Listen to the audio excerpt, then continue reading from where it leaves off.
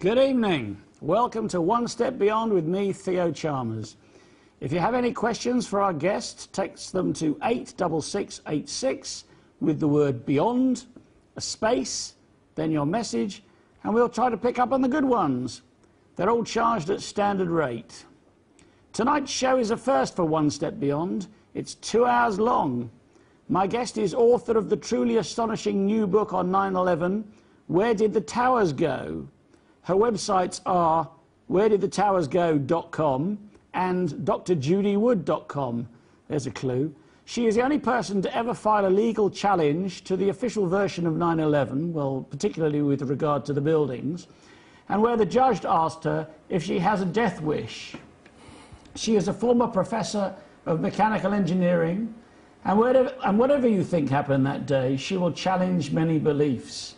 Taking one step beyond tonight is Dr. Judy Wood. Judy, welcome.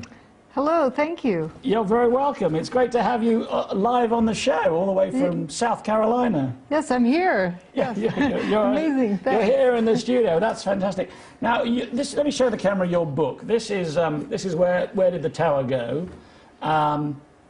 It's an amazing book. I mean, it is so full of photographs and research and evidence. And it is literally breathtaking. I mean, it really is something special, and obviously a labour of love. And I know you've worked on this for many years. You also seem particularly well suited to have written this book because of your academic qualifications. Do you want to just give us a quick picture of those? My bachelor's degree was in civil engineering, structural engineering specifically. Engineering mechanics was my master's degree, which is essentially applied physics. And my PhD is in materials engineering science, an interdisciplinary degree, bringing in material properties as well as engineering mechanics. So basically, you understand what should happen to that building, or those two buildings in particular, and Building 7, but what should have happened if they were hit by planes? Or collapse due to fires or whatnot. But in addition to that, my area of expertise is in image analysis and optical methods. So you've got the whole spectrum, haven't you? If they were going to find somebody to do this job, to write this book, it would be you. I suppose so. It's a very unique combination of things. And you've kind of taken this upon yourself, haven't you? I mean, at the risk of your career and many other things. Because what happened that day was so unbelievable to the average person. I could see it clearly. Not necessarily every detail on day one, but that something extraordinary happened that needed to be studied. And I mean, one of your main sort of theses, if you like, is the title of your book, Where Did the Towers Go? Because you say that they went away. They just kind of, they blew away, didn't they? Gone with the wind. They disappeared. Absolutely. Well, I'll tell you what we're going to do. I think the first thing we should look at is one of the films from the day. If we can have that first film, please. This is slow-mo film of the North Tower. So can you describe what's happening here? This is slow motion of the building coming apart. I do not say collapse because it surely isn't collapsing. If you'll notice, as the building comes apart, you'll see pieces of steel and building parts falling down, but as they fall down, they're trailing dust. And they seem to disappear. I noticed, well, I've seen this film a few times preparing for this show, and there's a section in the middle, right in the middle of the screen, where there's a white line going up. Falling onto that now is a piece, right, which then seems to disappear. It's a long-shaped piece of material, and it falls down straight in front of that corner of the building. And as it does, it disappears. It dissolves into dust. Which is quite extraordinary. And it looks like as much stuff is going up as is going down. Or even sort of squirts up and arcs over before it comes down. But if you go to that intersection right below that, after the building goes away, there's some people that come out of their hiding places, and they're stopped. They look like they'd have their jaw hanging open. Just unbelievable. There's no, steel on the ground in front of them. There's just dust and paper. And that's one of the sort of things of the day, isn't it? Is the huge amount of paper and powdered concrete, or powdered whatever it was. Powdered building. Powdered building. And everything in it. That was covering Manhattan. Right. So okay, I think we should look at. We're going to hit the ground running, I think, today, because although we've got 2 hours, we've got a lot of stuff to cover, haven't we? So I think we need to go to picture 106, if we can see that one. Right, this is the arcade underneath. Will you tell us what that is? This is actually the loading zone where they made the deliveries, the ramp, under buildings 4 and 5. And the foreground is purple. That means it's under building 5, and the green part is under building 4. And if you look down at the end of that hallway, you see a green wall where you have to make a right turn to pull out of the parking garage. This picture was taken after 9/11. You might maybe it's a little bit more dusty on the ground, but it's still intact. The lights are still on. And the interesting part of the end of that hall is that it's underneath where building 4 used to be, but there's no building there above it. There's no building. Well, let's look at 102. This is the site of World Trade Center 1 north and south walls. So this is after a 110-story building. Went away. Okay, I know you don't like to say collapsed. Went away. You went away, okay.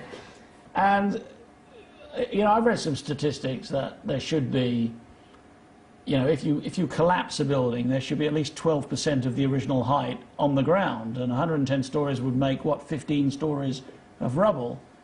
It doesn't look to me like there's 15 stories of rubble there. You see an ambulance parked there at ground level, so you know where ground level is. Yeah, there's the ambulance, right, absolutely. So, also, this was a steel frame structure, and in the foreground of this picture, do you see any steel? No, you don't. You see a few pieces of aluminum cladding.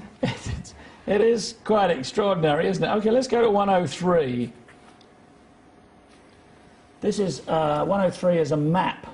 It's a satellite image. Satellite image. This is after 9/11, very shortly after 9/11. Do you know how long? I think it was either the 23rd or the 27th. Okay. Of September 2001. Okay, so no chance really to have cleared it all up. No. So, and what you can see there is, well, the towers are completely gone. WTC 6 on the top right-hand corner has that big void in it where about 50% of the building's mass is just gone. But the rest of it is still there. And some of the other buildings are gone. Of course, WTC 7 has gone as well. And the bottom left-hand corner, that building was building 4, and just the north wing, which north is to the right, just the north wing remains, and the rest was gone, basically down to ground level. Gone. You just sweep it up. So how can half a building disappear and the other half still be standing? It looked like it was sliced off with an X-Acto knife. We don't know what X-Acto knives are in the UK, I'm afraid, Judy. Razor blade, razor blade. A razor blade, okay. And of course, with this hole in the World Trade Center 6, it's a kind of similar thing, isn't it? It's been sort of gouged out with something. It's a void, empty. You know, some people say, well, stuff must have fallen in it. Well, if debris fell in it and collapsed it down, you look in the bottom of the hole, you should see something. Okay, we're going to whiz through some more pictures, I think. Let's look at number 104. Right, this is... It's an elevation map of what was left.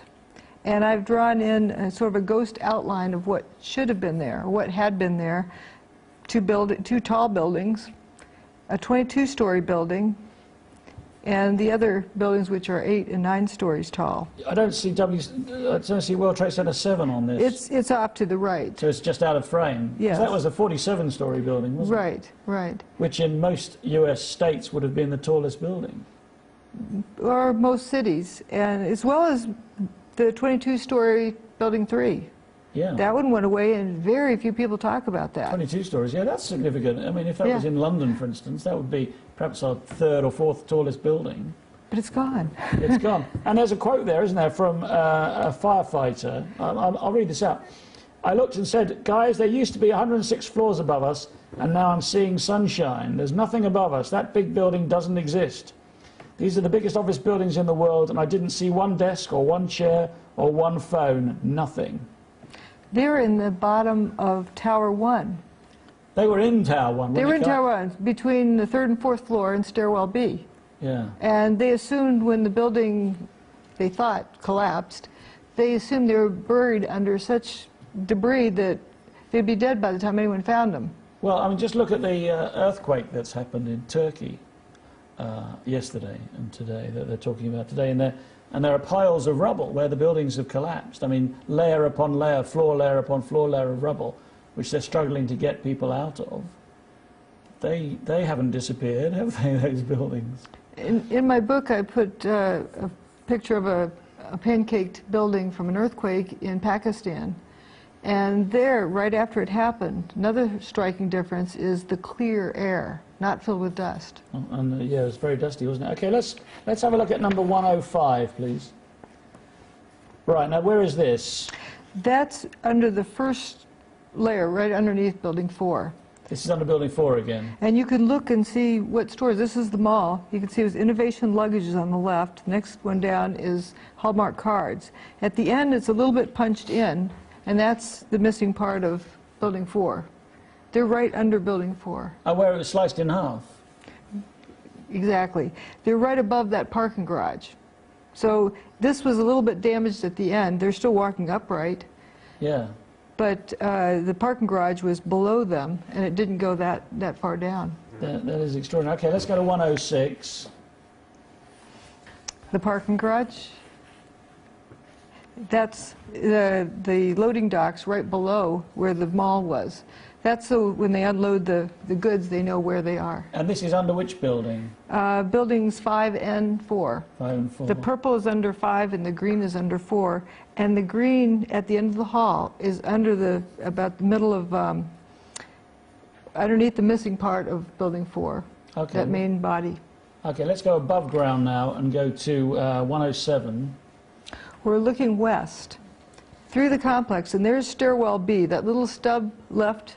You can see right, a little bit to the right of the center of the picture. Is this where that J. Jonas was? Yes. He was in that stairwell. There's 14 of them that survived there. And there was a 110-story building, at least 106 floors of which were above their head.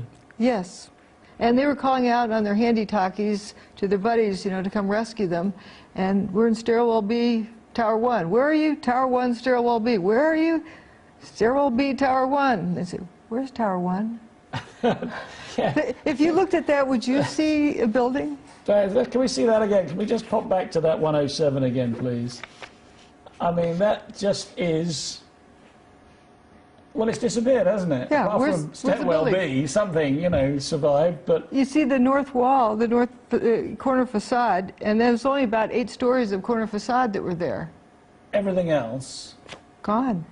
Down to ground level. Okay, we're gonna have the last picture, and then we're gonna talk some more about this. This is 108. This is another view of Building 6, isn't it, with the hole in it? Yes, a closer view. And in the foreground, you see that dome from the World Financial Center, Building 2. This is not the World Trade Center. This is the World Financial Center. It's right across the street. Yeah. Do you notice how clean that top is? No damage. It's right across the street. It hasn't been hit by anything, has it? No. And what's that void across the street from it, where Tower 1 was, you can see the north wall is about 8 stories left because Building 6 was 8 stories. Where are the other 102 stories? Well, yeah, that's a very good question. So, well, Judy, you've looked at the evidence for how many years have you been doing this? Nearly 10 years? 10 years you've been looking at this evidence, and you've pinned it down, and you've pinned it down, and where'd it go? Dust. Gone with the wind. Blown away, most of it. So, but this isn't Kansas, Tonto, is it? No, it's... Actually, that was the wrong film, wasn't it? I do apologize. But I've just looked at the evidence. I believe in looking at the evidence because the evidence will tell you what happened, exactly what happened. Just looking at the evidence? Just looking at the evidence. Not making any assumptions, not saying it was this, it was that. Right. And as soon as you start making assumptions, you're fixing to mess up. Well, it does seem to me, and I've studied this myself, as you know, from the outside, if you like, for very many years, and there are a lot of people out there who've made, well, they have an opinion about what happened on that day, and they say that the buildings were not destroyed in the way, according to the official report, the 9/11 Commission report, but they were destroyed by other methods like thermite or thermate or nanothermite or superthermite or mini nuclear weapons or other methods. Do you reject all of those? I begin by looking at the evidence, and you rule out the impossible, and what remains has got to be among what is possible. And one of the things, the biggest things I discovered in looking at this evidence, the three main things: the buildings didn't burn up or slam to the ground, but turned into dust in midair. And I know that because if they slammed to the ground, you'd see a pile of debris there. Didn't happen. There was a lot of debris all over Manhattan, though, wasn't there? But not 2 buildings worth of each 500,000 tons, plus a 230,000-ton building across the street. Building 7. Right. A lot of mass is missing. Yeah, the weird thing, because those 2 towers were built, if I can sort of précis the way that they were built, because I have looked at this, and they had something like 47 columns in the middle of each tower, sort of slightly offset, but more or less in the center of each tower. And then they had steel beams connecting to what you call wheat checks on the outside, but we would call like shreddies, because wheat checks is breakfast cereal, right? And so like a kind of cross-section of steel clad with aluminium with the windows set in, and that actually had a structural purpose as well. Oh, very much. They were a tube within a tube type design. There was an outer structure. So the outer structure was a tube. Well, no, well, yeah, around the whole building, kind of like a tube. And then the inner columns were like another. And they were much more solid, weren't they? The inner columns were massively thick steel. I've looked at biomimicry, you know, mimicking nature. Or like a tree or something. Right, with engineering designs for strength, because trees are very strong. And that is biologically inspired. The design is like a tree can bend a lot, and it has this tube within a tube structure. Not just one tube, but the tube within a tube. So the building was built with the outer columns, I think it was 59 on each side of the 4, and then with these 47 inner columns, and the floors were connected between the inner and outer columns. And they're meant to move with the breeze. Yeah, and they did, didn't they? Yeah. It was known that they did in a strong wind, yeah. I was actually in New York in 1985 in a hurricane. Hurricane Gloria. Wow. And they closed downtown, and the World Trade Center area was closed, the Wall Street area was closed, and it was really scary. Bits were falling off buildings. I was in Times Square, and it was quite a scary experience, actually. But look it up, it's online. Hurricane Gloria, 1985, 24 years ago. So, yeah, but they made a big deal of it. We'll get to that later, because there was a hurricane, wasn't there, on that day, and they didn't make a big deal of it, which is very interesting. So the buildings disappeared. Also, if they'd slammed to the ground, they would have destroyed the bathtub. Yes. The bathtub is sort of like a dike built around the base of them, because the towers are built on bedrock 70 feet below the water table. Yeah. They're built in the Hudson River with this dike around them. And there are subways that came from New Jersey under the river that connected there, as well as connecting with... This is the Underground Railway. Yes, the PATH trains. Yeah. And there were subways all around Manhattan that intersected there. Again, this is railways. Subways is railways in New York. Oh, okay. I didn't realize you didn't have the same terms. And if 2 500,000-ton buildings had crashed down on that bathtub, it certainly would have ruptured the bathtub, would have flooded the bathtub, flooded lower Manhattan. And flooded the railway lines. Yes, that didn't happen. Okay, and that didn't happen either. So, and also there's seismic evidence as well, isn't it, that there was no big thud? If they crashed to the ground, the seismic signal would have reflected that, and it didn't. Matter of fact, the ground only shook for 8 seconds when the North Tower went away. It takes 9.5 seconds to throw a bowling ball off the roof and have it hit the pavement. So there was 8 seconds of vibration. Yes. But even then, it wasn't sufficient to have caused any damage to the structure. And you can see in those other images we showed of those underground parking and all, they're just, and the mall. Below the ground seemed to, for the most part, remain undamaged. It's, you know, small amounts of damage here and there, but nothing like what you would get if you dropped 1 million tons of building crashing down on it. So collectively, Yeah. it was 1 million tons, was it? For the two buildings. The two towers. Yeah. What, leaving out Right, buildings? building 3 and 4 and 6 and And 7. So just the two towers, the 110-story towers. About 500,000 tons each. I mean, that is a huge... And of course, they fell at not quite free fall speeds, didn't they? They didn't fall. No. So I'll keep with you I on know, that. you keep picking me up on this, okay. But the ground only shook for 8 seconds. That's getting rid of the building faster than it would free fall. There was some falling, though, wasn't there? In that... Where the section of the first tower that fell tips... But then it turned to dust. It didn't fall to the ground. But, okay, but what I'm saying is, from the first moment of movement of each building, before it disappeared, was almost, but not quite, the time it would have taken if everything that supported it was removed at the same time and it simply fell. If it had fallen, it would have taken longer. That's clear. But it is possible, it is theoretically possible that the Twin Towers could have fallen if every structural supporting mechanism had been removed as it fell by some process. Like, for instance, I'm going to play devil's advocate here, Judy. If you removed all of the supports... If somebody put some nanothermite on it, you know, and that all went off, because that is what people are saying, isn't it? People dispute your version of events. If people used nanothermite or whatever they used to cut the columns, you still have 500,000 tons of debris that would slam to the ground. All you're doing is cutting it down, and it would slam to the ground.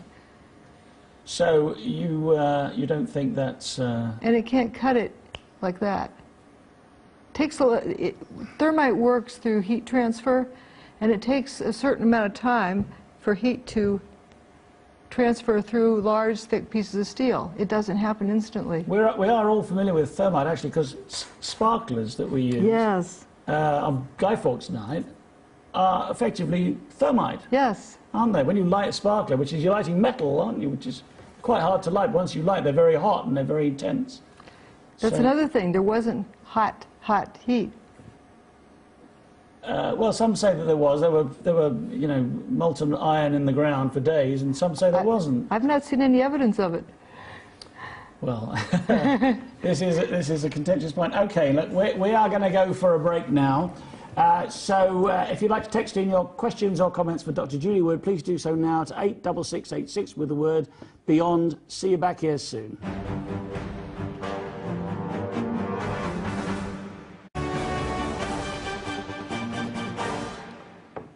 Welcome back to our One Step Beyond with me, Theo Chalmers, and my special guest, Dr. Judy Wood. I'm going to read out a couple of texts now.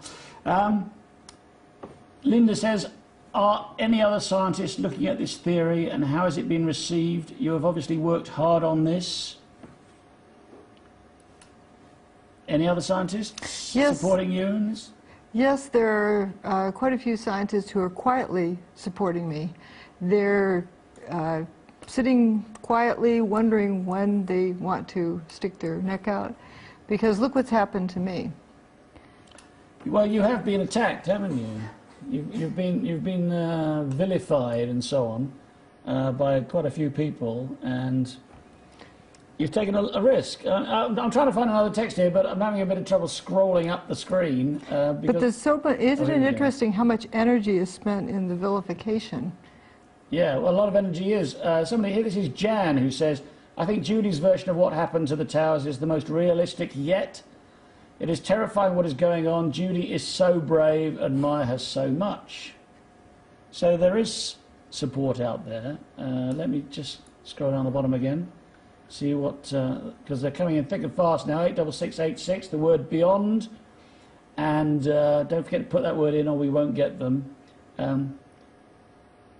Yeah, this is interesting because we were talking about whether it was hot or not before the break. Carl in Wirral says, firefighters interviewed said it was like a foundry with molten rivers of metal. And I've seen those films, and I'm sure you have, where they say that. So how do you match that up with it being not hot? How can they think that there were molten rivers of steel? Because people often see things that are glowing and assume it's hot. Hot things do glow, but not everything that glows is hot. So you're kind of making special pleading here, aren't you? You're saying that... No, it's not special pleading. I'm looking at evidence. And if you see something that's glowing, that's sitting on a piece of paper, and the paper's not burning, can that be glowing because it's hot? If it's going to glow because it's hot, it has to be at least 1100 degrees centigrade to be this like white hot glow. And if it's sitting on a piece of paper, how can you have something 1100 degrees centigrade sitting on a piece of paper without the paper burning?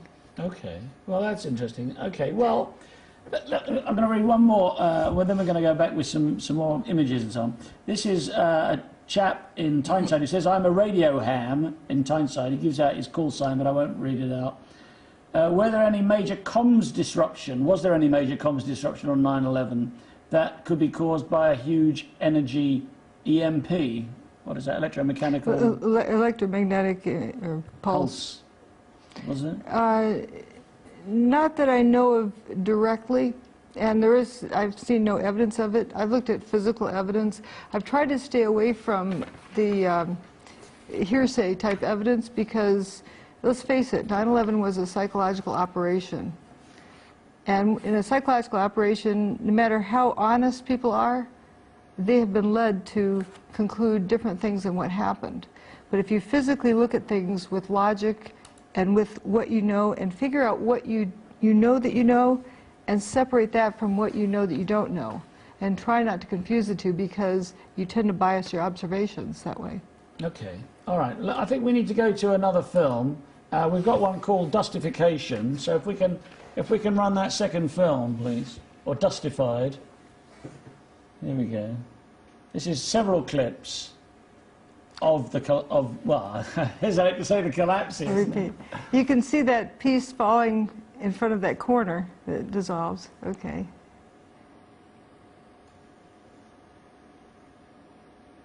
It is an extraordinary film, and this is a spike here that just disappears in the middle here. There's a spike of the central column. That may indeed be right above stairwell B. And that just seems to, there it goes, it just seems to turn into... Faint, into dust. And here's more images. I mean, the speed is unbelievable, isn't it? The speed of this activity, whatever it is. Dustification. This dustification. A new phenomenon needs a new word to describe it. And I don't think we've ever seen a building do this before. Well, no steel frame buildings, apart from those 3 on 9/11, have ever... 3? I think there were 7. Seven were destroyed that day. Of course, that's true. We normally talk about the Twin Towers and Building 7, right, the tallest ones, but as you say, there were several others. And that enormous dust cloud. There's a sort of pyroclastic flow, isn't there? There, like a But it wasn't volcano. hot. It wasn't hot. It wasn't hot, was it? Or, or was it? I mean... We can look at the evidence. We can look at the evidence. We've got some more photographs. I think this is But honestly, ask yourself, when you look at that, does that look like a collapse? And what's trailing behind those pieces of steel? You see how that peels like a banana? Spire again. Let's look at that. But spire. did you see how it peels like a banana around it? Yeah, that's true. But look at the spire. This is fascinating. This spire in the middle here, as it just seems to turn into dust. It's taking its time. Yeah, it drops down a little bit and kind of just faints. Oh, that's it. It's Poof. gone. That's one of the most compelling things that I've seen, actually. I think we need to look at some photographs of...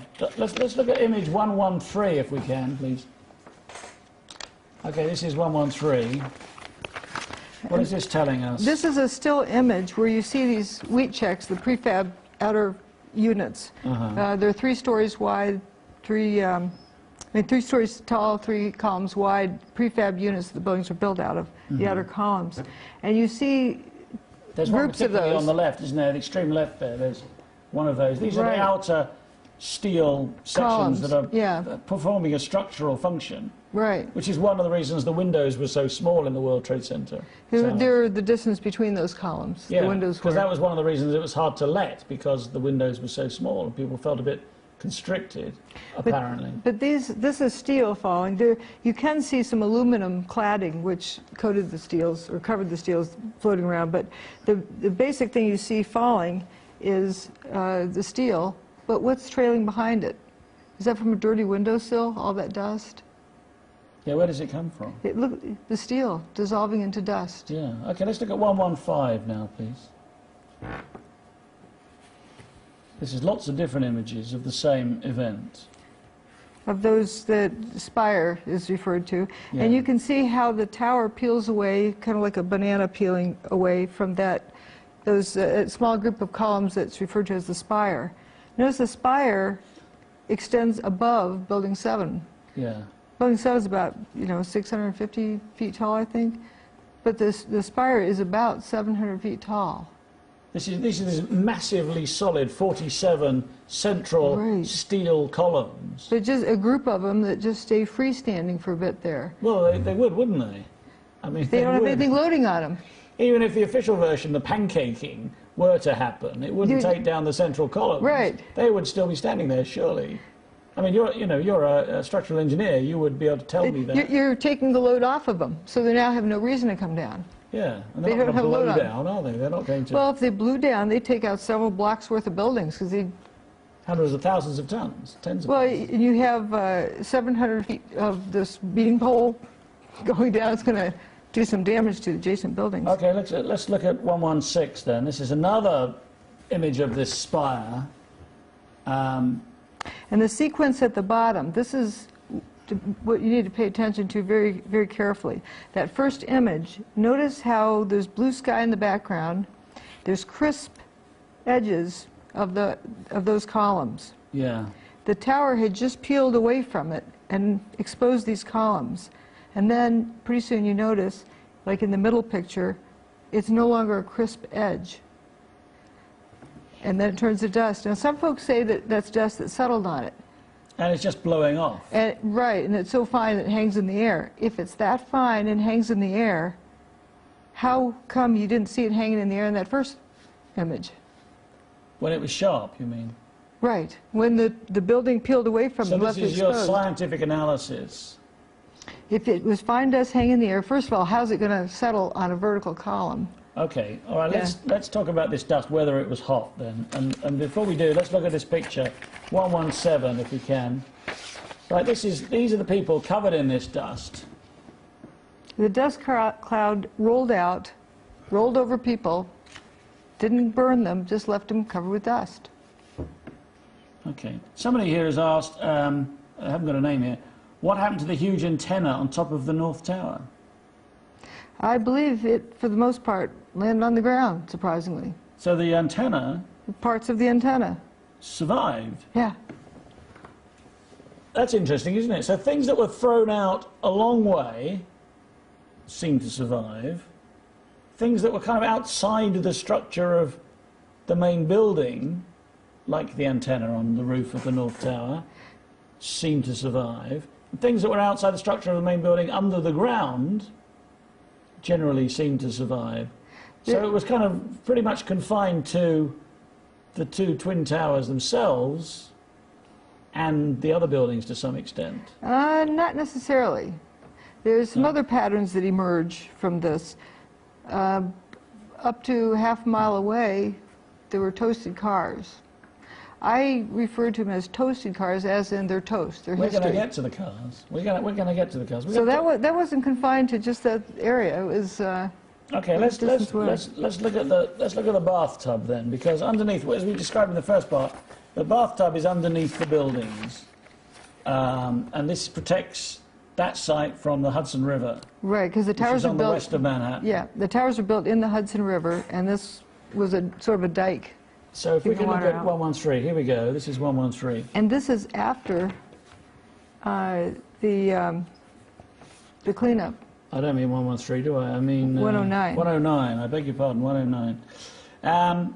And this shows the bathtub, which is pretty much perfect.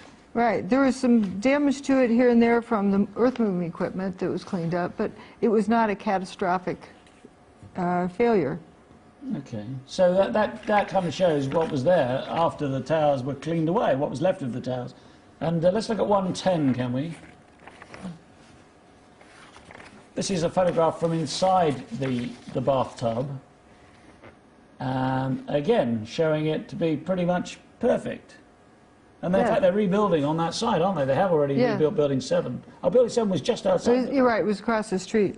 But this is where the footprint of Tower 1 was. You can sort of see the shiny ground in the foreground. That's the bedrock of Tower 1. Okay, let's look at one more image then of the dust and so on, and let's look at number 111. Why wasn't there a large seismic impact? Because it's all over the street. I guess as powder and lots of paper again. Okay, so the evidence does seem to be mounting that those buildings did just turn to dust and then effectively blow away. What about evidence of them taking the steel to China? And you saw the ground within a day or so of 9/11. So there were what pieces of steel. I know there are pieces of steel. But two 500,000-ton buildings worth? There was 100,000 tons of steel in each of the towers. You didn't see that on the ground. Did they take it away before noon on 9/11? It was gone pretty quickly. Okay. It was gone by the time the dust cloud cleared, enough so you could see the ground. And I've not seen any receipts of steel going to China. It's just a story. They might decide not to show you. I mean, you know. But how do you know they went to China? Well, that's the story we've been told. Isn't Right, right. So okay, so you believe that all the buildings turned to dust. Something was Not used. all of them turned to dust, but a significant portion of them turned to dust. The vast majority of them. Yes, turned to dust. Well, okay, so if it wasn't thermite, nanothermite, superthermate, small nuclear weapons, I don't know, lots of gnomes with pickaxes. What was it, Judy? It's something that can turn material to dust. There's a whole lot of different aspects of this, and I don't know exactly what they used, but I know somebody who can replicate all of the effects of that. Several people actually can replicate all of those effects. And actually, there was a patent on this technology 100 years ago yesterday. Yeah, you showed me the picture in your book, and you were speaking publicly, weren't you, yesterday? Yes. And you showed the picture, and you said this was exactly and this is a patent on a device that could levitate steel and... Radiant energy. Radiant energy. The question that I must ask is, if there is such a device that can disintegrate buildings,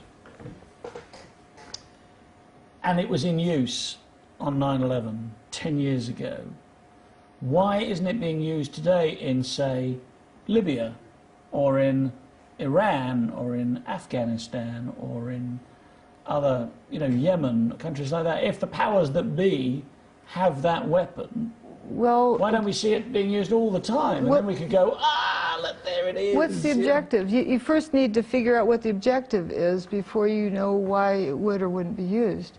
You're assuming an objective. Well, it seems to me that it's something that's been weaponized. Right. And that, the mind of man is such that you give him an apple and he'll probably wonder how hard he can throw it at somebody, And so, if you couldn't get it out of the hands of the military if you had a toy like this. But it depends on what your objective is. If your objective is to wreak havoc, this is too clean. You might not want to use it if that is what your objective is. It depends on the objective. Well, it kills people as well, obviously, because the people who were in those towers disintegrated also, didn't they? The parts that they found of them I've seen one image of one of the biggest parts they found, which isn't very nice. It was just a hand, and that was about it. There wasn't much to be found. So, you know, if it is a weapon, it can be used for. Okay, you're asking for a lot of speculation. Yeah, but if you I know want, you like to stick to the facts. But if you want to speculate, and if you wanted to destroy Manhattan, yeah. I don't think you would use this, would you? You could just, if you tipped over the building, you'd take out all of Manhattan. Those were big buildings. This was a very careful removal of the buildings. No, Minimum destruction. I appreciate there are lots of advantages to making them disappear rather than knocking them over or even having them collapse into the bathtub and fracture and let the Hudson River in. I appreciate that. What I'm saying to you is, if this device, whatever it is, and I know you have a name for it, directed energy weapon. It's under a general category. It's energy that's directed and used as a weapon. Okay, so if some military somewhere had developed and had access to a weapon that could do what you claim was done on 9/11, why haven't we seen it in use elsewhere? You'll have to ask them, but perhaps it's a different objective they have. Are there buildings they want to dustify? Well, have we seen anything like it anywhere? Is there, are there hints of things? Perhaps, but it helps to really study the evidence first to be able to identify it. I know what the process is, so I have a name for the process. It's, the general category is energy that's directed and used as a weapon. Now, Tesla had this.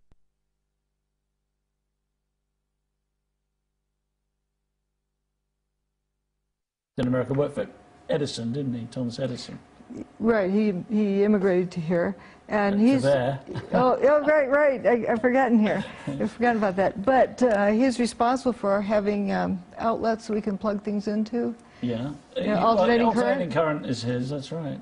And a whole lot of things. He's pretty much responsible for our modern lifestyle.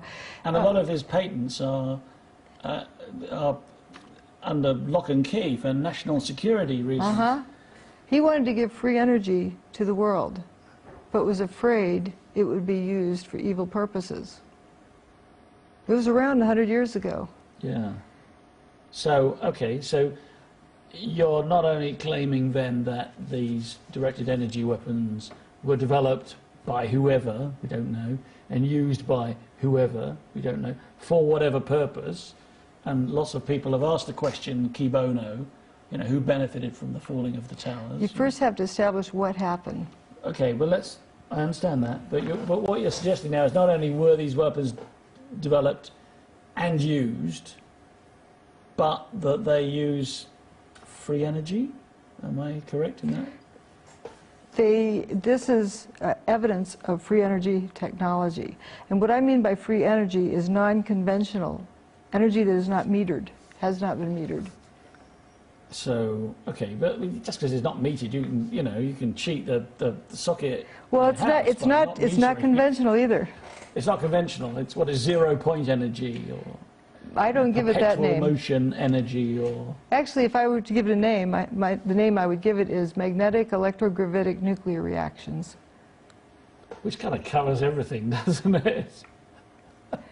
What doesn't it cover? Yeah, electrogravitic nuclear reactions describes low energy nuclear reactions, which the slang term for it is cold fusion. Oh, this is the Pons and Fleischmann, isn't it? Right. The cold fusion thing that was discredited. In fact, discredited, I think, partly by one of the main proponents of the nanothermite. Mm-hmm. You see a trend here? And you know who coined the term cold fusion to discredit it? Stephen Jones? Yes. Oh, well. Okay, so you're saying that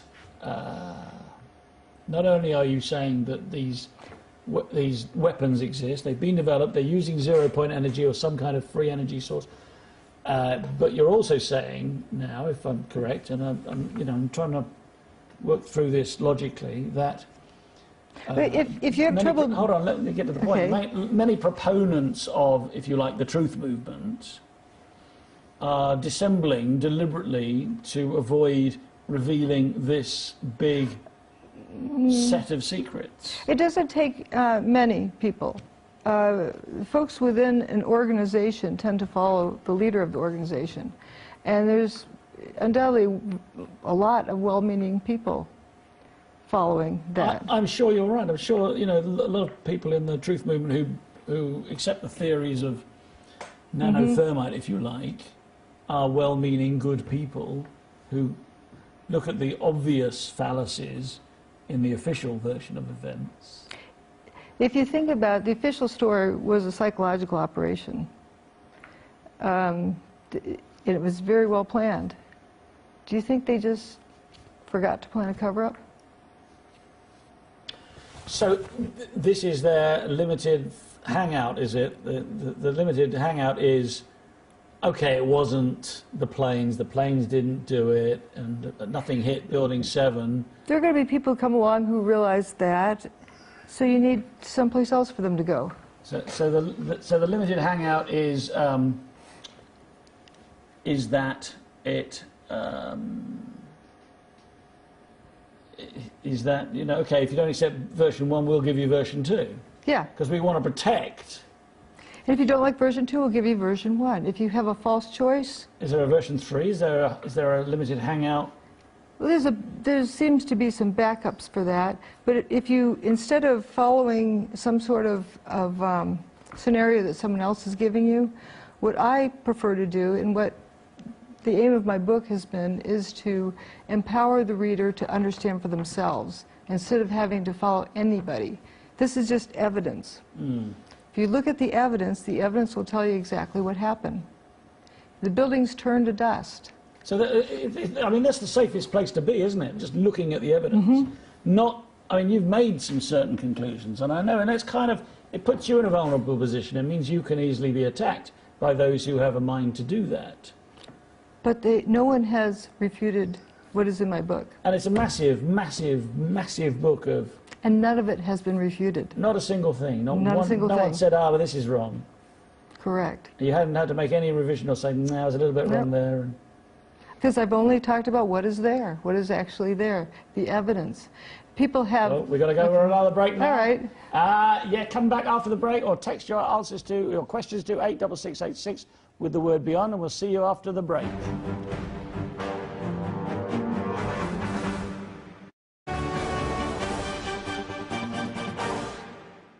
Welcome back to One Step Beyond with me, Theo Chalmers, and my special guest, Dr. Judy Wood.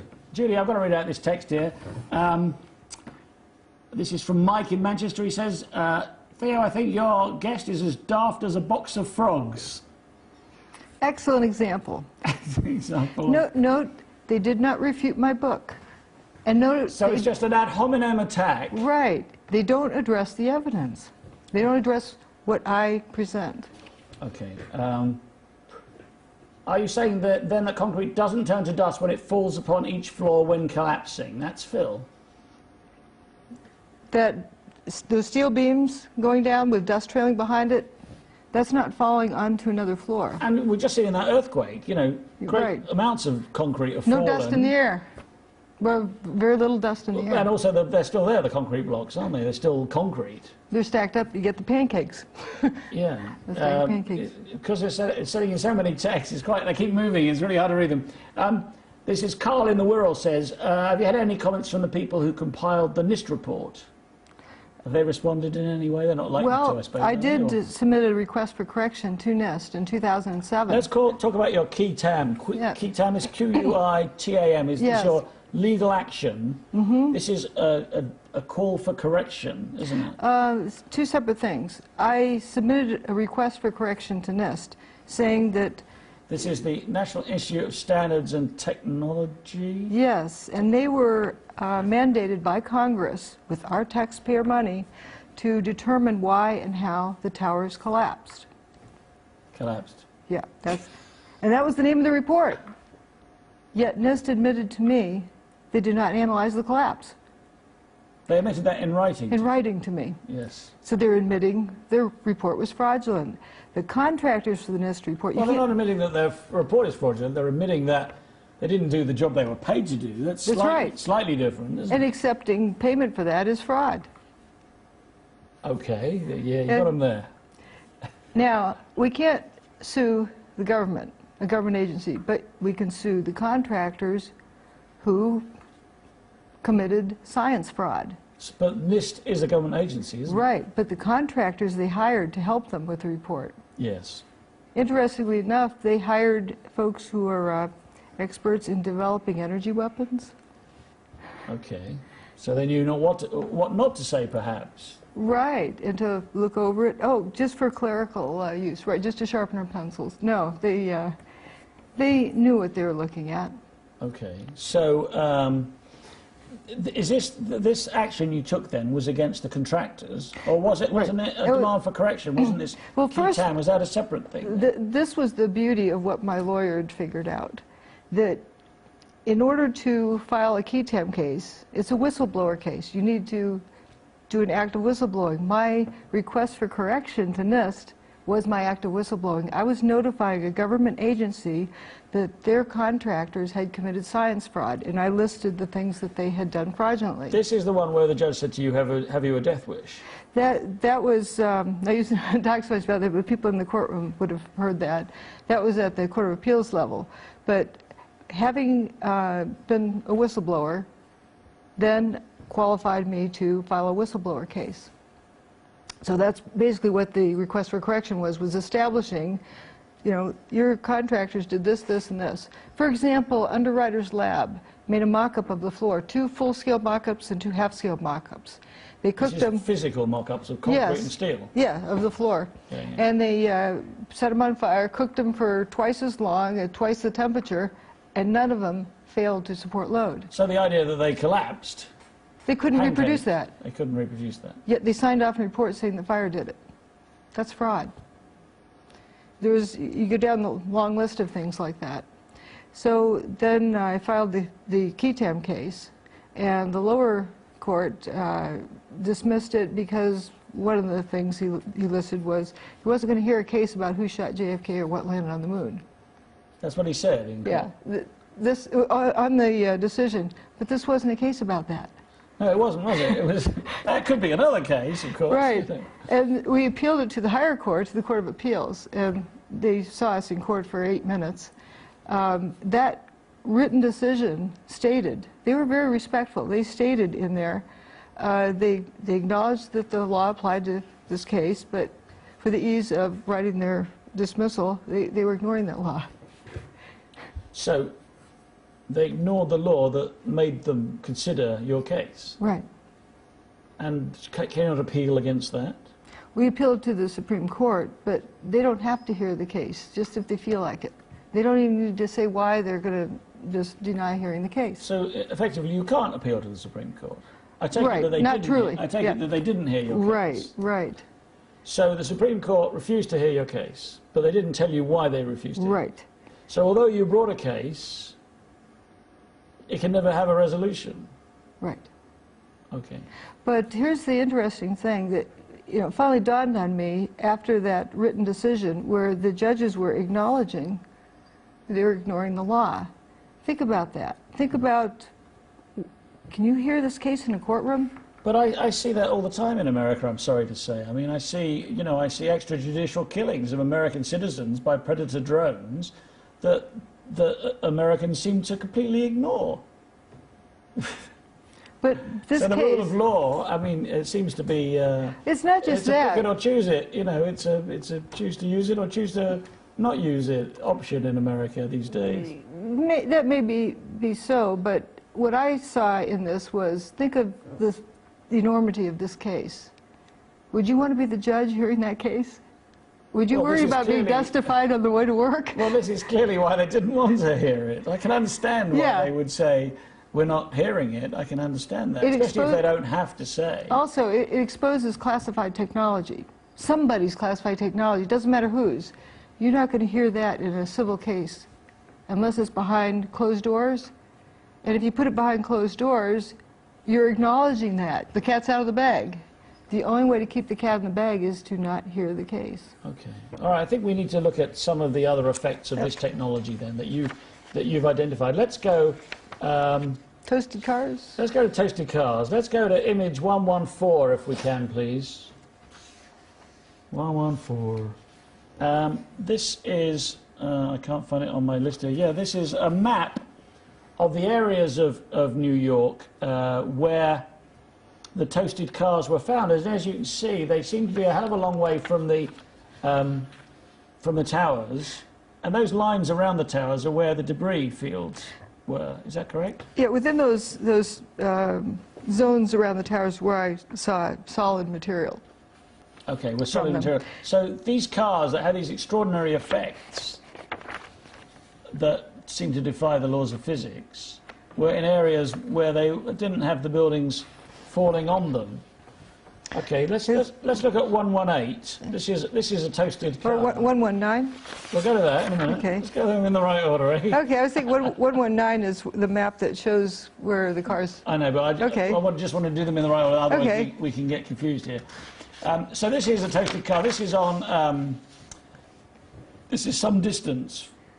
That's sitting over an FDR Drive. FDR Drive. Oh, this is on the East River. Right. We don't know if it was toasted there or if it was carted there. You know, to be precise, we didn't witness that, but we do have cars that were witnessed as going into spontaneous combustion. Okay, well, let's look at 119 then. This is a map of Lower Manhattan. With the site of the World Trade Center is on the left. And the toasted cars, there's a big car park full of them way up on the top left.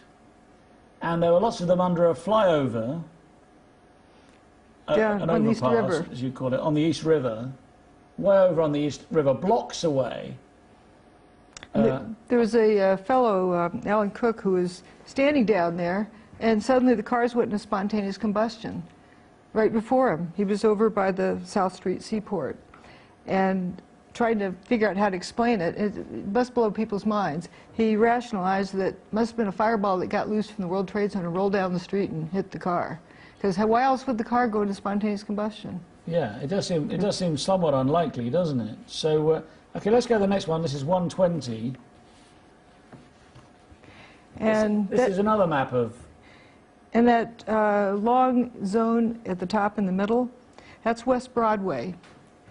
And about every car for about 4 blocks was toasted. The paper wasn't burned, the buildings weren't burned. The trees weren't burned. Trees there were were cars underneath green trees. Bushy green trees. And they weren't singed or... Right. And they were like weirdly burnt, weren't they, some of these cars? Some of them, the engines were missing. And exactly. Okay, let's go to 121. Let's look at some of what happened. The toasted bus. The toasted bus. And this, it looks like some of it's melted. I mean, the metal has melted. What's interesting is you see in the distance, Building 7 is still standing. So you know about what time it is. Because Building 7 fell at about 5:20 in the afternoon of 9/11. Was finally, but its final Sorry, demise. not fell. Evaporated and... Or went away. Okay. But notice the car on the very right, on the edge of the picture. Yeah. It's rusted. Yeah, it's rusty, isn't it? Yeah. Steel doesn't, especially car steel, doesn't rust instantly. Well, unless something happens to it. It's very unlikely, isn't it? Even if it got soaking wet in salt water, in a few hours, it would not go... Well, It still has some areas of its paint showing, its undercoat, but it's pretty amazing how quickly these vehicles rusted. let's look at 122. This is lots more toasted cars. The photo in the upper right corner, notice the door handle's missing. That was just a pattern I noticed.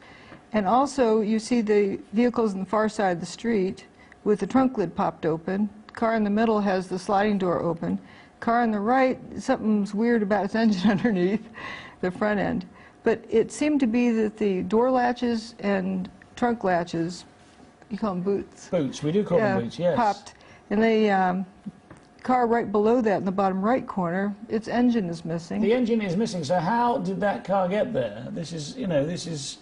And there were several cars, weren't there? Lots with the of them. engines just gone. But of course, engines are made of iron, Right. largely. Some of them are made of aluminium. I know before you all text in, I know some are. But many are made of iron. Yeah, and more Particularly in America, concentrated. where they don't like aluminium engines for some reason. In the bottom left corner, you see a missing engine, but the car in the picture of the bottom left, but the car on the right side of it, notice the abrupt change between the front end and the door. And that's where that arrow is, pointing to that Right. abrupt change. So it looks like, one half is, I know in your book you say one half is like wax on, wax off. Yeah. And the other half is just terminal wreck. But it gets you thinking about the rubber gasket they put around doors, Yeah. as though that's an insulator. So this is the electrical part of your nuclear, electrical, magnetic... I'm just noticing magnetic. this trend that you have this abrupt change on the doors. In that top left picture, can we just go back to that picture again, 1, 2, 2? In that top left picture, what is that? I think it used to be a mail truck. I mean, a building didn't fall on it, did it? And if it did, it was just dust and paper. Parallelogram kind of thing. It's extraordinary, isn't it? It is extraordinary. Okay, And the police car that's parked right next to it, you see just the back end's toasted, not the door again. the front is fine. Yeah. Or so it appears. And let's look at the final picture of toasted cars. We have got, there's plenty more in Judy's book, but let's not go crazy here. But let's look at 1, 2, 3. Now this one, Unburned paper. unburnt paper all over the place. There's green trees there. And the second car back on the right clearly doesn't have an engine. Another car parked in the street. How did it get there without an engine? Did someone just, on that day, did lots of people decide to go out and take a car out with no engine? There's a tremendous number of them, including in the parking lot. But there's another trend to that. Notice the traffic light's still there. Yes, it is. It's potted in the ground. Same with the signpost and the buildings. So you're saying it's earthed, Yeah. whereas the cars are on rubber tyres? Yeah. Ah. And things that are not grounded can build up a charge more.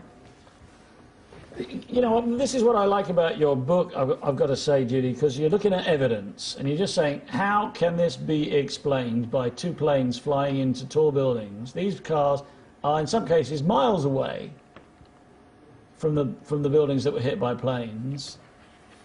What on earth happened? I'd like to, if we could go to 119, there's something else I'd like to point Back out to there. 119. Okay, let's go back to 119. There if is we an can. EMT driving across the Manhattan Bridge on This the is far right, The Manhattan Bridge is the bridge on the right. 3/4 miles away, and she said you could feel the heat from the bridge. Okay, this is an eyewitness Yes. saying you can feel the heat from the bridge. Yeah, first responders. The heat from the World Trade Center. Yeah. There's unburned paper for the 3/4 mile in between. She was feeling something, but it couldn't be conventional heat. Could it be like microwave radiation? Because that can heat you up. Yeah, it could be some kind of energy field that was perceived as heat. And because she's high up, she's raised up on that bridge, isn't she? And Although there are lots of tall buildings Notice the toasted cars. on FDR Drive. Yeah, right in front of her along that same line of sight. Or Franklin Delano Roosevelt Drive, as I Okay. believe it is. Yes, yes. Okay, so lots of weird stuff happened on that day that you have spent 10 years Fire cannot looking for an explanation. Fire cannot cause a building to collapse, but a steel frame building. But also, if the building collapses from whatever, from bombs in the building, from fire, whatnot, how does that explain cars being toasted a half mile away? It's hard to understand that. Let me see if I can find a couple of good questions here. Denise says, could you conceivably take this to court in another country to get some answers to your questions? Take it to court in another country? Another country. If someone has this gizmo, you know, is he going to who are they going to justify? Yeah. Hey, I've got to tell you here, Judy. Mike from Manchester has sent me another text. He says, I take it back, Theo. The latest facts have just hit me like a drunken woodpecker. I think she has a point. Well, you know, this is the aim of this show. This is wonderful. Just Yeah. to present Dr. Judy Wood's facts And, you know, you can decide, you can take what you want from them, but I do sincerely recommend this book, Where Did the Towers Go? Because I got this book, I actually bought it, I didn't even get a free copy. And, well, you should ask me. and it took, well, yeah, there you go. And I spent like 2.5, 3 days reading this with my mouth open, frankly, because it is just extraordinary. And whether you believe it's thermite or thermate or nanothermite or mini nukes or little gnomes with pickaxes that brought those towers down, you owe it to yourself, I think, you know, to read this book. So that's, you know, that's it's evidence. Yeah. It's just what's there. It's just evidence, and you know, you can take it or leave it, I guess. But you know, okay, let's talk some more about. You know, one of the questions that we've got here, one of them said something like, has she got a theory? I can't find it now. Oh, actually, no. Gary Makin in Liverpool said, could this be the result of, oh, it's gone funny again, a satellite-based microwave weapon? Could it be?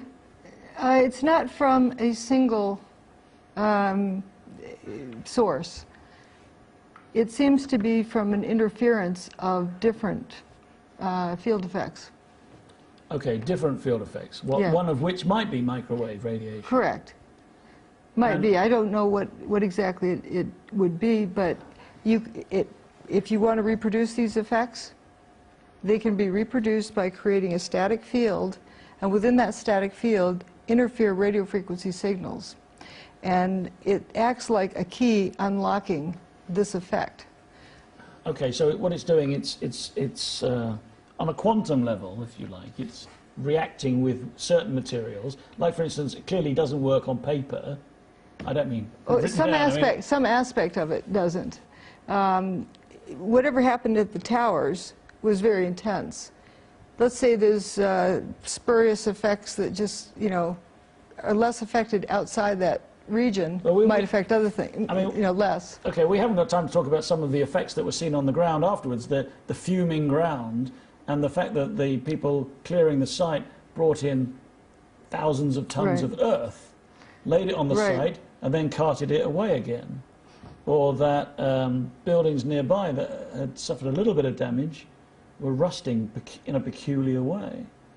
One thing that's interesting is, think about it, if these buildings went to the ground, crashed to the ground, to get that building down in whatever length of time, you have to get all of the contents that were in it squirting out, like at Mach 2. Yeah. Average speed, Mach 1.5. Twice the speed of sound. Right. And the adjacent buildings would look like they'd been machine gunned. Well, some of them did have holes in the windows, didn't they? The windows, not the facade. And there were round holes in the windows, and sometimes in only the outer pane without damaging the inner pane. I've been thinking about that, the round holes thing. There is a photograph of the building across the road which has got two different names, hasn't it? It's the Verizon building and Deutsche Bank. The Deutsche Bank or Bankers Trust. Bankers Trust, I beg your pardon, Verizon is another building. Okay, Bankers Trust had lots of round holes in the windows. And what occurred to me, and I'd like to give you this idea, that when you look at sunlight falling through a tree, even though the leaves themselves might be jagged, the little patches of light on the ground tend to be circular. So maybe, could it be that there's some kind of So I did it. similarity there with the holes, the round holes in the glass? I've got a picture in my book where it's been replicated with these weird energy effects. Well, let's talk about that. Let's talk about John Hutchison. John Hutchison is a... How would you describe him? He's a unique character. But he did not begin this technology. As I said, George Pigott got a patent on it 100 years ago yesterday. Okay. And for the same type of thing. And John Hutchison was trying to replicate the work of Nikola Tesla as well as Thomas Townsend Brown and George Pigott and various other people. But the wonderful thing about John Hutchison is he's alive now. You can go visit him and see a demonstration of this right before your eyes. He lives in Vancouver, I think. He's now moved to the United States. Has he? In Minnesota. Oh, Minnesota, okay. But you can't go. Well, I don't know how to go back in time to visit, people. I have spoken to him on the phone, and he is an interesting character. I suppose what you would describe him as a sort of self-made scientist in a way. He buys a lot of kit, like ex-army and military kit, like things that do stuff with microwaves and radar and radio. Tesla coils or Van de Graaff Tesla coils. generators. He builds a lot of stuff and he takes them apart and fiddles around Let's with them. see what this does. And he has achieved a lot of very strange effects, and his work has been looked at by military, top-level military companies and government agencies in America, Canada, France, and other nations. But he is a bit of a maverick, isn't he? He's not your conventional scientist. But he's not really a scientist. He enjoys playing with the equipment and seeing, like, this is fun. Let's see if we can make this thing fly across the room. Okay, we've got some images. Let's look at image 124. Now this isn't Hutchison effect. These are beams from the World Trade Center. Yes. And I don't know how you can explain that with conventional loading, because when things buckle, they get a sharp edge. And they crack, don't they, on the edge, where Right. there'd be like a split in the metal.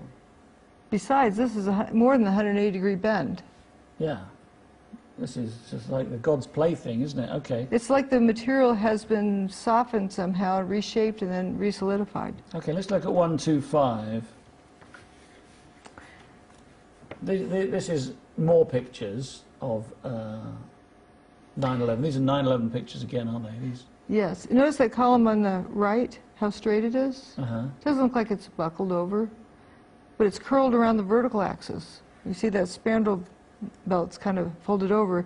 And that one on the left, I don't think you can come up with any kind of physical loading that would cause that. It looks more like a lasagna noodle. And this is you speaking as a structural Right. scientist, a Yeah. structural... Draw a free body engineer. diagram and show me the loading that would cause a column to do that. It does. Yeah. It does seem quite unlikely. Okay, let's look at 126 here.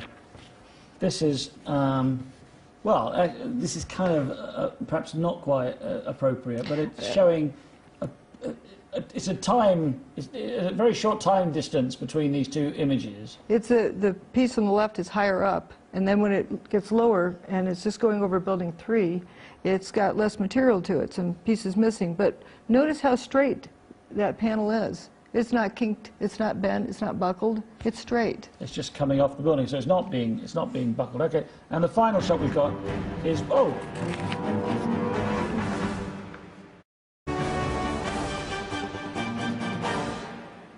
Welcome back to One Step Beyond with me, Theo Chalmers, and my special guest, Dr. Judy Wood. Just before the break there, we were talking about John Hutchison and the Hutchison effect, and we showed some examples of weird bending and materials disappearing in the pressure and stresses on materials in the Twin Towers. I think we need to look at an image that John Hutchison has created. If we look at image number 127, this is on the left. This is the picture we saw before of steel from one of the Twin Towers. And on the right, this is a piece of solid Molybdenum. Molybdenum, which is particularly hard, isn't it? It's like kind of like steel. Some steel has a lot of that in it. And this has been bent by The Hutchison effect. the Hutchison effect, which there are clearly some similarities. And we're going to show a film as well, aren't we? We've got. Can we run that film? This is a. Do you want to describe what this is? This is a solid block of iron, 2 inches by 2 inches by 7 inches. Okay.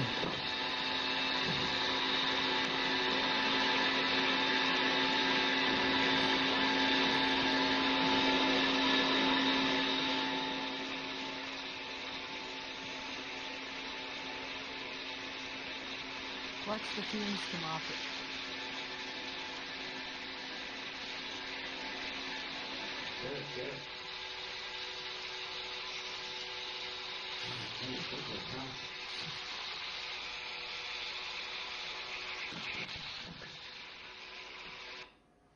Well, that was pretty extraordinary, wasn't it? And it looked like also that block of steel or iron. Is that Iron. Yeah, it's just iron. was on a paper towel. Right. Or a cloth towel, but there's obviously no heat involved. It actually ends up being a little bit cooler to the touch than ambient temperature. So, okay, so even less heat. Yeah. Okay. But you notice the fumes coming off of it. It's kind of interesting. Yeah, and there was a lot of fuming out the World Trade Center site, wasn't there? Especially door handles and things like that. There's a video we have, door handles fuming. The window's busted open. Why aren't the fumes coming out there? Why are they coming off the door handle? And the door handles were one of the first things to go away. That's one of the films that that I've seen that you sent me. Yeah, but okay. So a lot of weird stuff. Yeah. A lot of weird effects. Some of which looks like some of the effects that John Hutchison is getting. The question is, you know, if this is 0-point energy or free energy or some kind of energy, is there an energy source on that day? And I know I'm leading the question here because I know you say that there was. No, not exactly. Okay. What John Hutchison can do is reproduce all of the same effects. And so let's look how he does it. He creates a static field, and within the static field interferes various radio frequency signals. I was looking at where the dust went up. The dust seems to, you know, fumes go up. And when I went to it from the World Trade Center, and I went to study that more and more, and I thought I'd get some weather satellite images to get a better look. And then, what was this I saw? There was a hurricane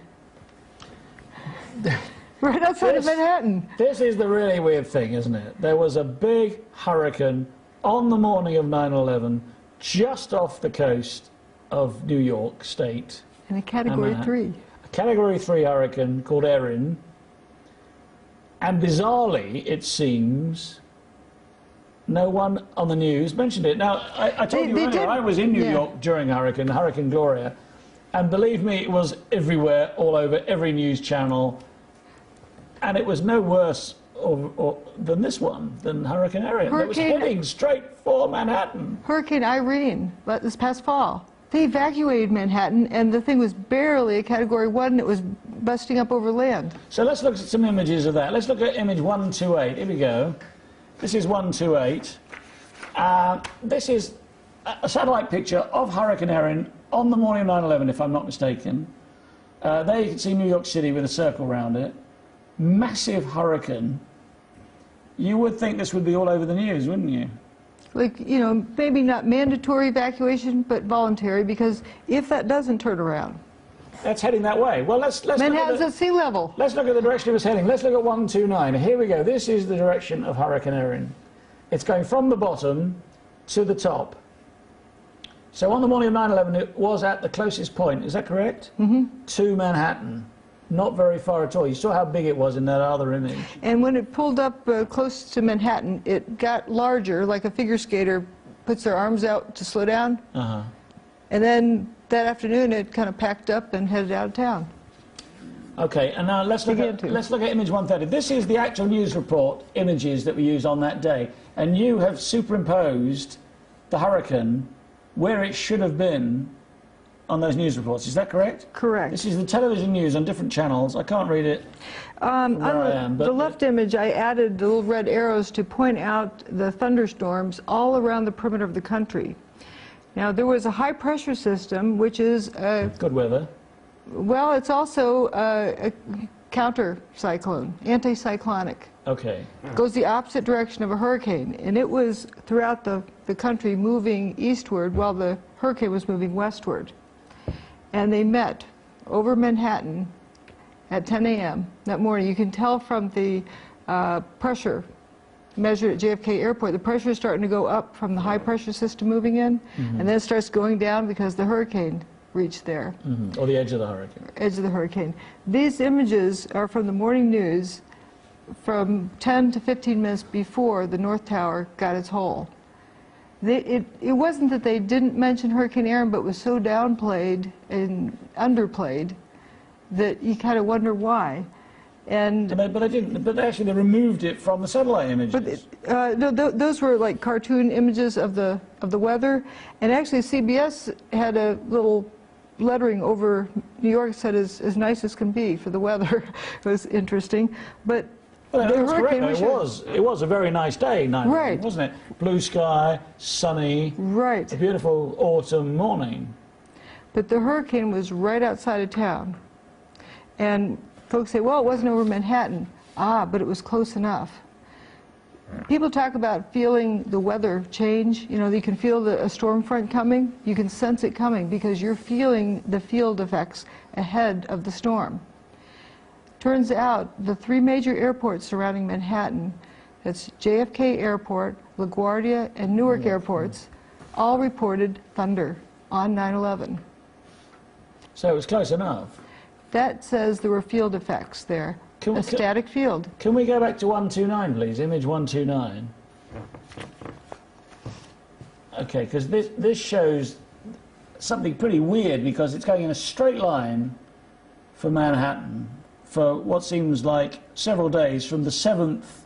For 4 days it was in a straight line. 4 days it was in a straight line, and then suddenly it takes a sharp right turn and scoots off out into the Atlantic. It was pretty stationary for about 12 hours before and 12 hours after the events on 9/11. So for the 24 hours surrounding the events, the wind speed stayed the same, the air pressure stayed the same in the hurricane, and the location was approximately the same. Well, you must be aware there are those who believe that the American government and other governments, including Russia, have the power to change the weather using something called HAARP. Do you subscribe to that point of view? I don't go with any, theories at all. And as for HAARP, we don't know what HAARP does. We know what we're told. It exists, though, don't we? We're told about it. But we personally do not know. Remember, know what you know, you know, and know what you don't know, you know. Okay, I'll just fill in for those who don't know. HAARP stands for High Altitude Active Auroral Research Project. And it's to do with massive amounts of radiation beamed into the ionosphere, I think. Yeah, that's what they tell us, that it makes a little kind of like bubble in the ionosphere that heats it up to send things back down. And there are several sites around the world, including one in Norway and 2 in Alaska and 1 in Russia and others, I believe. But I'm just looking at, again, the evidence. I don't know that the hurricane was used that day, but I know it could have been. I know that hurricanes create a static field, and we get the same kind of weird effects, cars sitting on a telephone pole, that type of thing. Evidence of levitation. Yeah, there's some fantastic pictures in your book, actually. Car sitting on a fence. The car sitting on a fence, and there's another one of a plank through an upright telegraph pole, or a palm tree. Yeah, there was a 2x4 it went through a palm tree. That was Hurricane Andrew. Yeah. That did that. So there's this weird effect on materials, like it softens them up, and things. Straw through trees. Yeah, straw through trees. That defies belief. Yeah, vortex kind of energy system. Okay. It's pretty weird. Okay, so this is the last segment of the show. Let me clarify something. I do not say like the extension cord for the gizmo was plugged into the hurricane. No, you don't say. No. But it's possible. Not really. I'm saying that it creates a static field. There's a massive amount of power in a hurricane. But it's a static field, and that's part of the key. It's not the amount of power. Like what John Hutchison does, you just plug it into a regular outlet. And they're 110, in North America. 110 volts, yeah. And it doesn't take much power. It's the type of interference that counts. If you create a static field, and within that interfere radio frequency signals, voila, you get this weird effect. And I think it's important that we start looking at what we're doing with radio frequency signals and natural weather systems. Yeah. Okay. Well, that's fair enough. Let's look then at, what we've done tonight is we've explored some evidence, and as you claim, none of this evidence in this book has been refuted. Correct.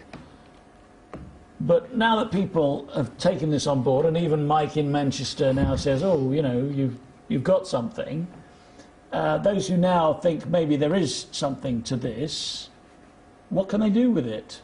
What can empower them from this point on? Because a lot of people have dismissed the official version and have thought that the solution, which seems fairly mundane, was, okay, they used some kind of explosives, it was thermite, it was maybe mini nukes or whatever it was. What can they do with the knowledge that it was truly weird? The limited hangout is the limited hangout. But what really happened that day may have been something that's mind-blowingly weird. What can people do with it? I don't want people to go, oh, God, it's all terrible, Yeah. you know. Oh, not the opposite is true. The way I wrote this book is to empower the reader to think for themselves. Because if we expect someone else to give us our opinion, we're leaving our thinking to someone else's keeping. And we're nothing but programmable robots then. But Which to some extent we are, aren't we? Right. But to take back our ability to think, you know, use it or lose it. And I like to empower the reader to think. The evidence is right before you. I lead you through looking at all of this. And at the end, you can see, when you look at this cover, that's not a collapse. Something extraordinary happened that day. And it So was yeah, more of it's going up than going down, isn't it? Yeah, that's true. Let me show you to the camera. I think it'll probably Okay. be on that camera there. Yeah. I mean, this is an extraordinary image, isn't it? There you go. I'll get my hands out of the way. But But this was done in front of the entire world. that was the great conjuring trick, wasn't it? It was done in front of the entire world. There's nobody who didn't watch it. Well, Right. There's very few maybe people who one or weren't two. aware of that. Yeah. In other words, this was a demonstration in front of the entire planet of this technology. But people were kind of derailed into understanding what they see. Well, within minutes, the names were on television. You know, Osama bin Laden was. Grab your pitchfork, go get the bad guy. Yeah, you know, the invasion of Afghanistan was already organized before it happened. You know, it's like everything's in place. But right now, when people develop free energy technology in the secrecy of their basement, they're suicided, something happens to them. If everybody in the world knows this technology exists, we're all free to develop it in broad daylight. You know, but I've read so many things about free energy technology, and I've seen lots of little clips of people with little magnet things spinning around.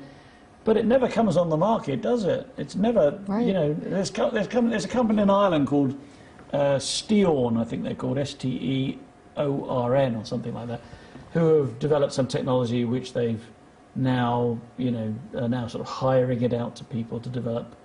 But mostly it never happens. Why is that? Why? Same reason why Wardenclyffe Tower, what Tesla This is had. Tesla's tower that was, You're right. that was You can't built and meter then it. demolished immediately. This is can't the meter free it. energy tower.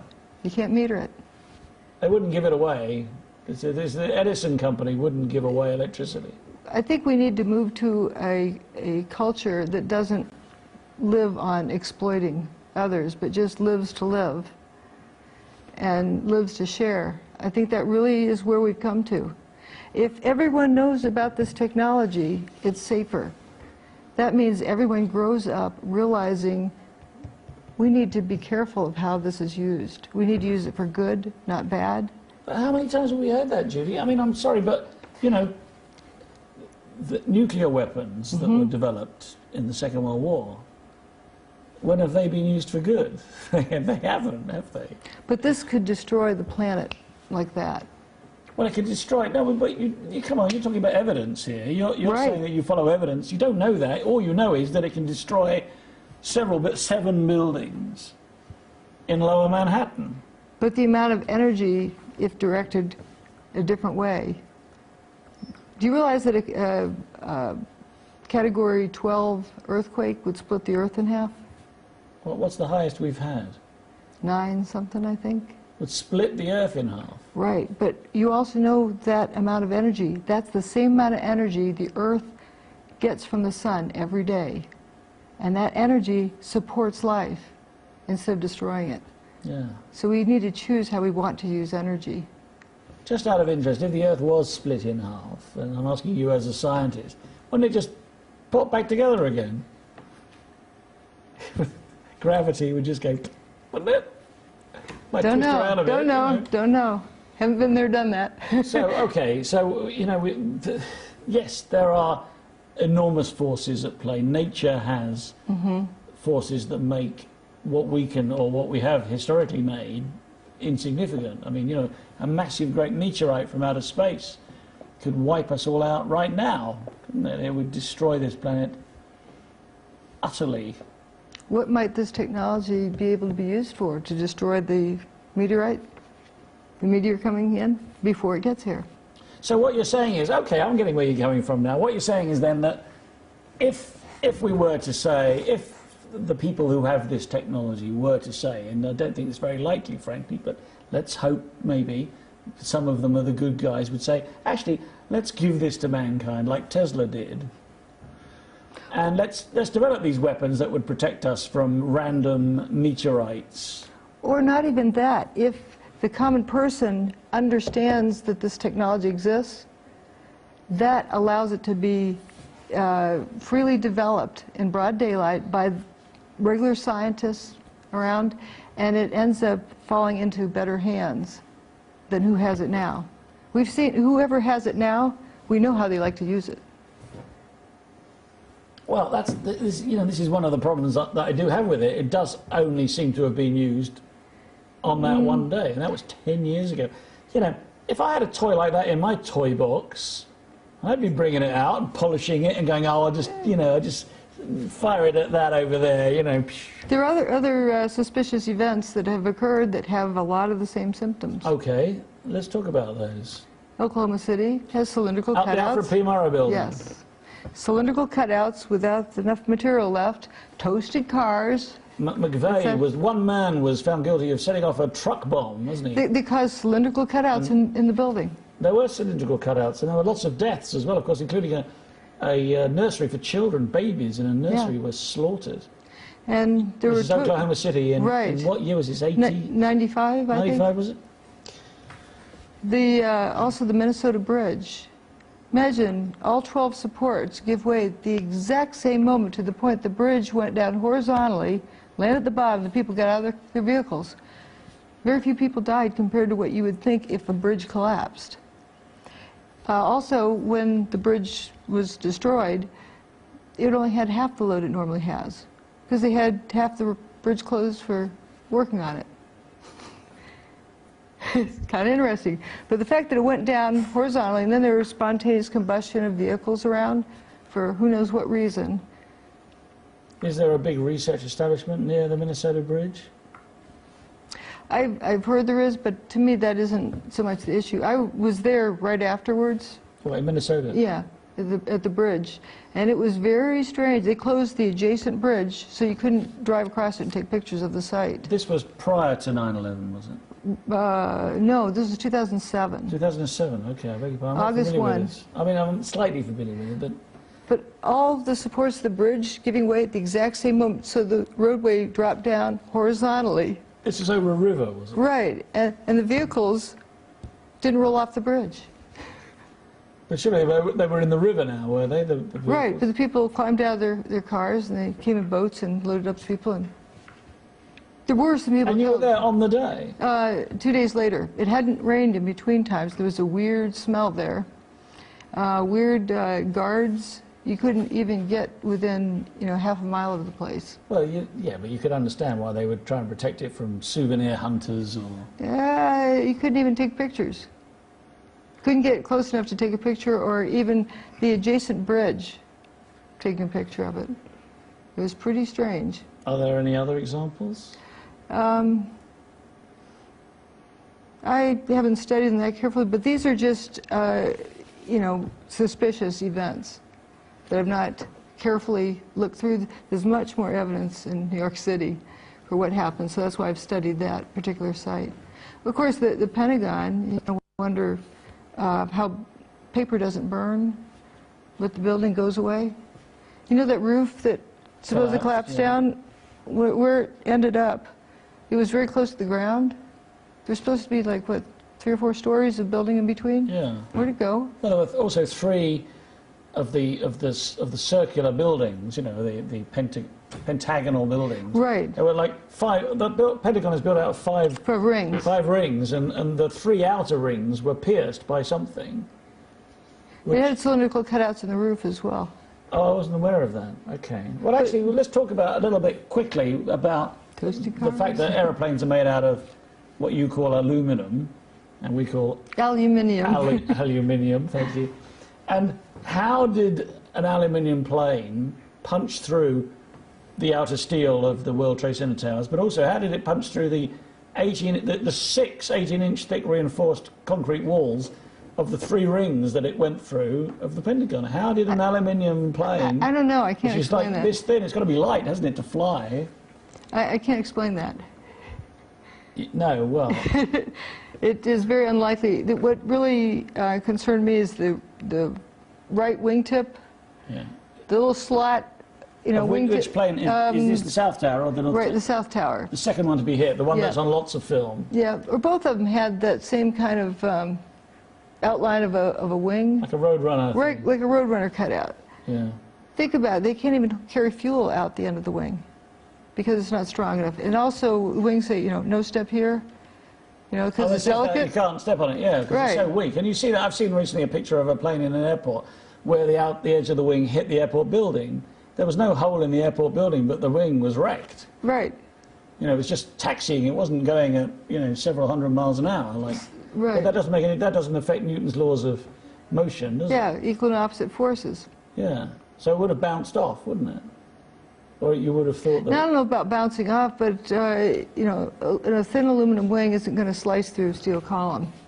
Yeah. That's the problem I had with that. Yeah. So, And I'm okay. saying what happened, but I'm saying that story doesn't make sense. Okay. Well, I think we're going to end it there, Judy. Okay. Okay, that's all we've got time for. Thank you to everyone for watching and to those who texted, and thanks to my guest, Dr. Judy Wood. If you want to learn more about her work and what you can do, please visit... oh, my order queue is no longer working. wheredidthetowersgo.com and drjudywood.com. I look forward to inviting you to take one step beyond again. In the meantime, may the God you seek be you.